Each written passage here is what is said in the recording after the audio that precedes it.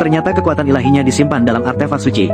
Sepertinya untuk membangun kembali kerajaan mimpi, dia harus terlebih dahulu menemukan 3 artefak suci yang hilang. Setelah berpikir sejenak, Tidur Sihir memutuskan untuk meminta bantuan dari 3 Dewi Takdir. Karena mereka dapat melihat masa lalu, sekarang, dan masa depan. Tapi harus memenuhi syarat mereka.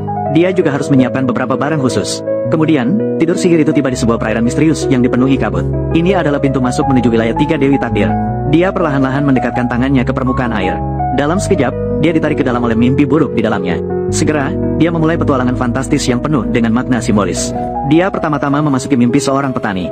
Dari sana, dia mengambil sebuah persimpangan. Ini mewakili lokasi ritual. Kemudian, dia tiba di mimpi seorang penggemar film horor. Dia mendapatkan sebuah tiang gantungan untuk eksekusi di dalamnya. Ini mewakili akhir dari ritual. Akhirnya, dia lebih fokus dan muncul di depan seekor ular berbisa. Dia mengambil hadiah yang paling disukai oleh 3 Dewi Takdir. Setelah menyiapkan semua barang, Tidur Sihir itu segera memulai ritual pemanggilan kuno. Tak lama kemudian, 3 Dewi Takdir muncul di hadapannya. Mereka muncul dengan citra klasik wanita muda, wanita, citra wanita dan nenek muncul. MVNBM mewakili 3 tahap kehidupan. Morpheus. Sudah lama tidak bertemu. Saya butuh bantuanmu. Bantuan. Setelah itu, Morpheus menyerahkan ular berbisa itu kepada lawannya. 3 Dewi Takdir sangat puas dengan ini. Mereka segera mulai menjelaskan keberadaan artefak tersebut kepadanya. Kantong pasirnya dibeli oleh seorang eksorsis bernama Joanna Constantine dari London. Dibeli. Helm itu dipersembahkan oleh kekasih penyihir kepada seorang iblis sebagai imbalan untuk jimat. Dan rubi terakhir itu kemudian diberikan kepada putranya.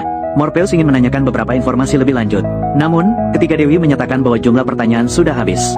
Kemudian mereka langsung menghilang, meninggalkan dia sendirian untuk merenung. Kemudian Morpheus memutuskan untuk pergi ke London untuk mengambil kembali kantong pasir tersebut. Karena dia pernah berurusan dengan nenek moyang Konstantin. Jadi dia merasa bahwa mengambil kembali barang-barang seharusnya tidak menjadi masalah. Sementara itu di sisi lain, mimpi buruk yang berkeliaran di dunia menemukan seorang wanita. Dia adalah kekasih penyihir itu pada waktu itu. Dialah yang mencuri artefak dari Dewa Tidur. Mimpi buruk mengklaim bahwa Dewa Tidur akan segera datang untuk membalas dendam. Dia bisa memberitahu wanita itu cara menggunakan artefak.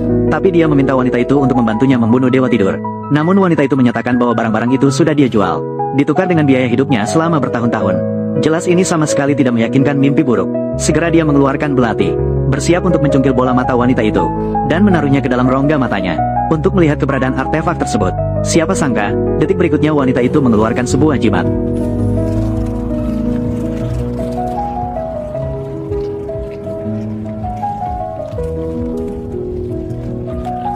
Dengan demikian, mimpi buruk itu dikirim kembali ke kerajaan mimpi. Namun, karena sang tidur kebetulan keluar untuk mencari artefak, pengelola Lucian juga tidak bisa berbuat apa-apa padanya. Hanya bisa melihat dengan mata terbuka saat mimpi buruk itu kembali melarikan diri ke dunia manusia. Selesai untuk edisi ini.